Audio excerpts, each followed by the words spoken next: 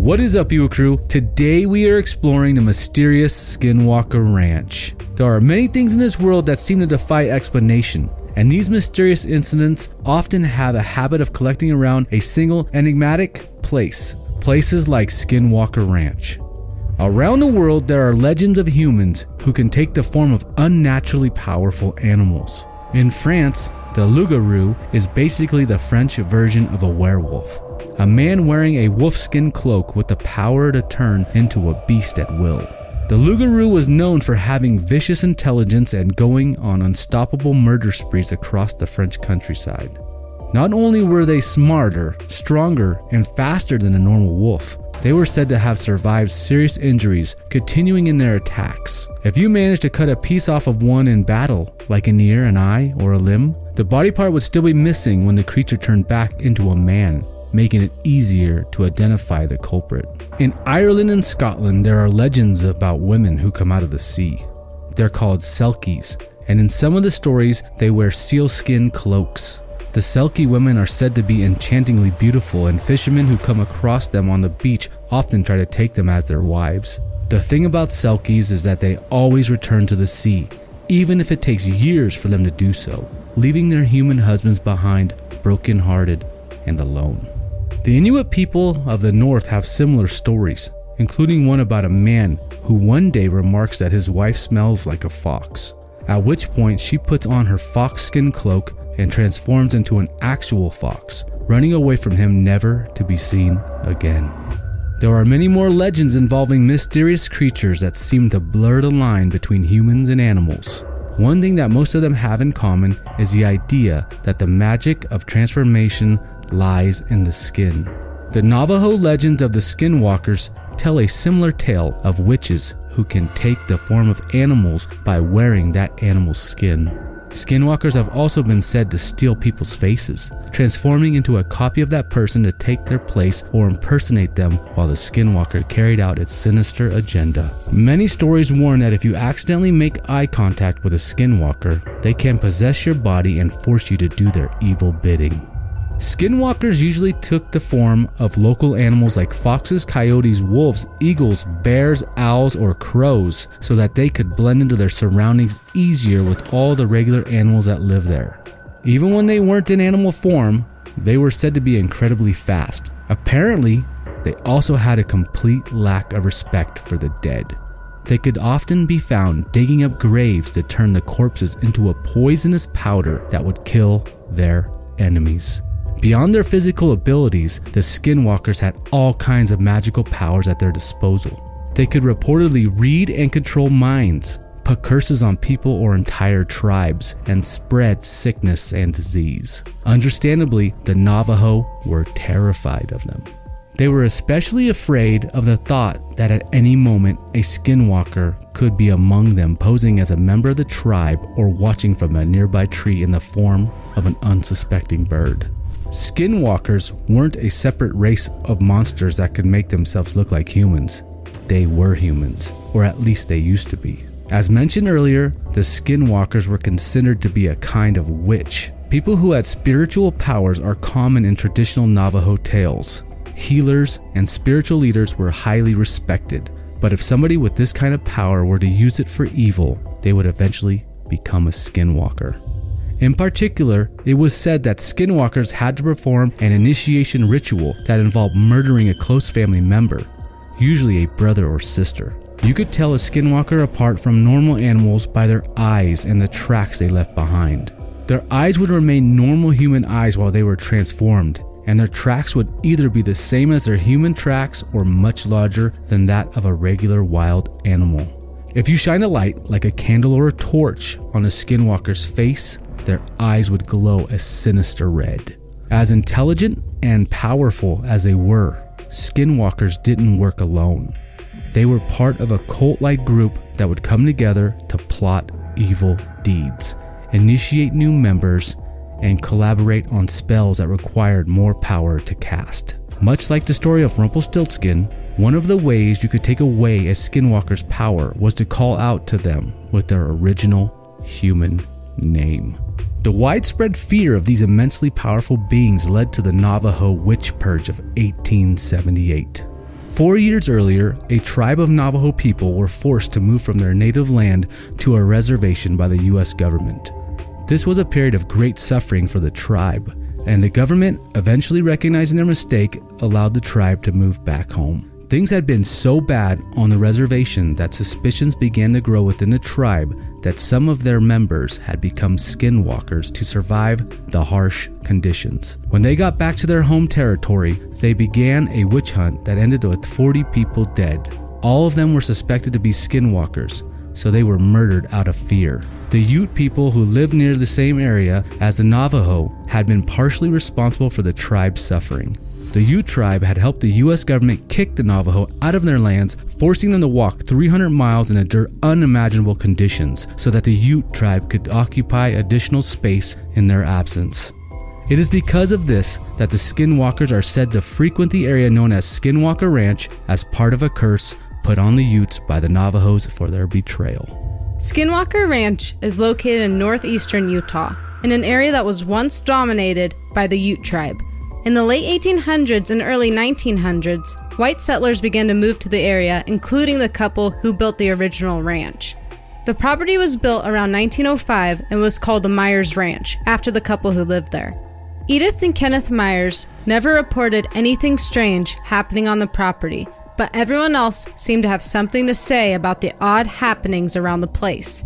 For context, the ranch itself is a little over 500 acres of Utah desert. It's hot and dry with open fields that allow you to see across a great distance, and apparently there was plenty to see. If the Navajo and Ute legends are to be believed, the place is crawling with skinwalkers posing as local wildlife. Most of the recent accounts make it sound like the skinwalkers are usually up to hijinks these days instead of sacrificial murders. There have been reports of them doing things like peering in people's windows at night or running in front of cars to try to cause accidents. That being said, they're still plenty terrifying according to the alleged eyewitnesses. The skinwalkers aren't the only strange things to be spotted near the ranch, though. As early as the 1700s, there have been reported sightings of unexplained lights appearing in the sky overhead. In the 1950s, a high school science teacher began collecting stories of all the reported sightings in the area, and later published them in a book titled The Utah UFO Display, a Scientist's Report. A local newspaper, the Desert News, published an article in 1978 detailing an event in which several people claimed to have seen a large, dome-shaped, unidentified flying object with intense lights. The event shook area residents, who became equal parts excited and terrified of the possibility of alien visitors in their quiet desert community. Other reports told of strange noises and visions, as well as more unidentified lights, and the area surrounding the Skinwalker Ranch became more and more well known as a hotspot for UFO sightings and other paranormal activity. In 1994, nearly 100 years after the original house was built on the property, it was bought by a new couple named Terry and Gwen Sherman. Although the area already had a reputation, it was Terry and Gwen Sherman who would go on to cement the name Skinwalker Ranch into the minds of millions of Americans. It all began before the couple even purchased the property.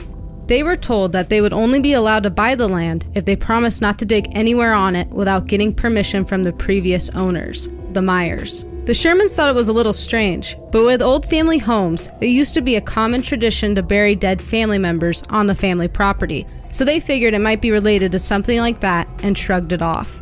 After all, if they wanted to dig during some future project and the Myers reacted unreasonably, the Shermans were pretty confident that they would win in court over the matter anyway. When they got to the ranch, they were impressed by the land, which would be a good place for Terry to raise his famous Black Angus cattle. As they approached the house, however, things started to get a little weird. The Shermans noticed that there were bars on the windows, and huge deadbolts adorned the inside and outside of every single door in the house. Both sides of the house had posts set into the outside walls that anchored long metal chains with a ring on the end, the kind some people might use to tether a dog to prevent it from wandering off. As we know, the Myers had never reported anything strange happening on the property, which begs the questions: why were they so paranoid, and what exactly were they afraid of? Even though the extensive security measures were a little unsettling, the Shermans weren't the kind of people to walk away from a good opportunity, and the ranch was just too good a deal to pass up. Gwen and Terry bought the house and came back on the day of their move-in with a truck full of their belongings, their kids, 3 dogs, and Terry's dad. As they were unpacking things from the truck, the entire family caught sight of a massive creature. Apparently not having spent much time in Utah yet, as they had moved to the ranch from New Mexico, the Shermans thought that dogs in Utah were just extra big, like it was a regional thing or something. Thinking that it was someone's pet coming over to check out the new neighbors, Terry's dad actually reached out a hand to the hulking figure. Side note, if an animal you don't know approaches you out of nowhere, do not assume it's friendly. The consequences could be deadly.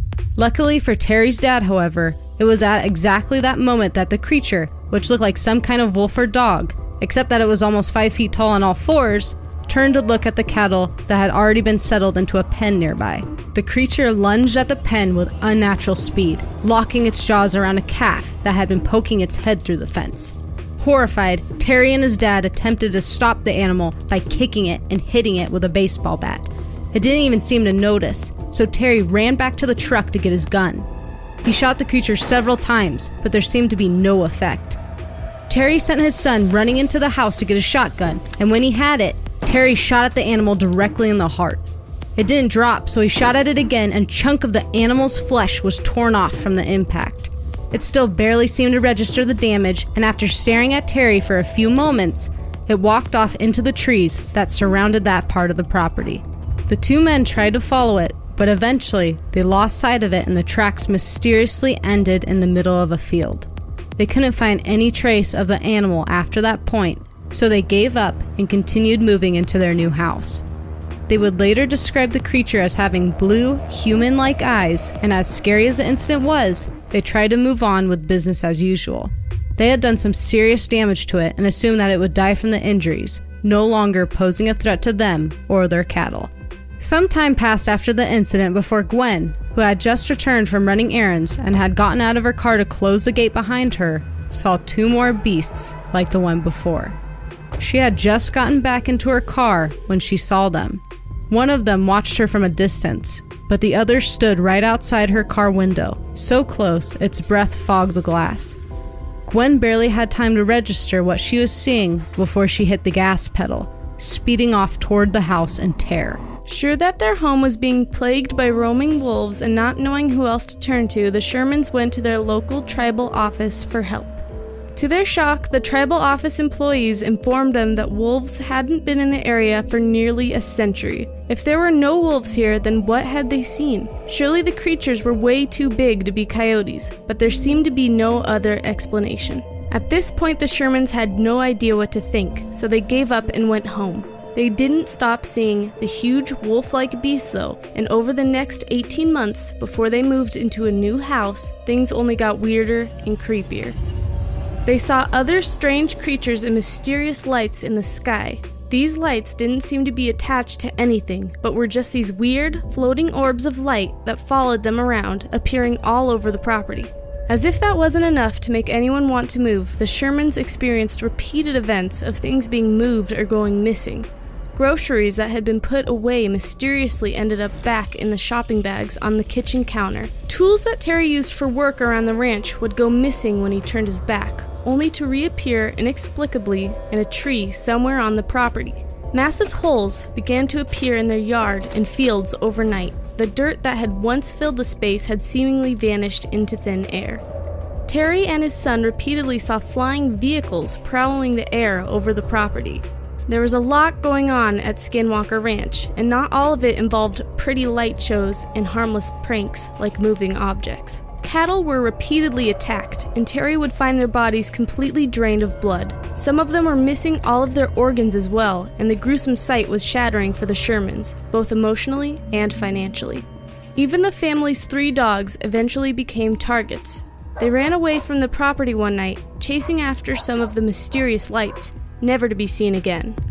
Remains that may have belonged to the dogs were later found, but they were beyond recognition. The Shermans were eventually forced to sell the property and move to another house in the area. Terry stayed on as a rancher for the new owner since he was already familiar with the place and had a reputation for being fantastic at his job.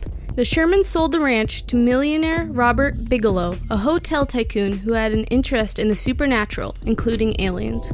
After the Shermans sold the ranch and went public with their story, interest in what was happening quickly rose, but Bigelow shut it down as quickly as possible. He installed big fences, cameras, and armed security guards to make it clear that visitors were not welcome.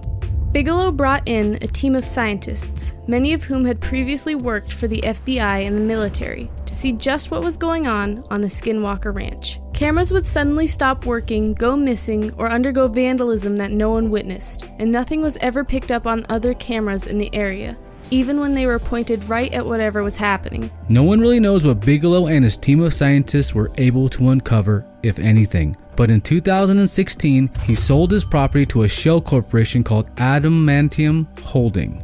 The new owner had gone to extreme lengths to hide his identity and his reasons for buying the property, but he has since gone public. Recently, Brandon Fugel has come forward to say that he is the owner of the property and he is a real estate mogul. So what do you guys think about the Skinwalker Ranch? Is it really a hotspot for visitors from other worlds and mysterious creatures? We have been there ourselves and we spent about 24 hours there, and you guys can see the video yourself. It'll pop up on the screen right now. Let us know what you guys think in the comments below. If you love mysteries and spooky stories, like this video and don't forget to hit the subscribe button and keep up on our latest uploads. We'll see you guys next time.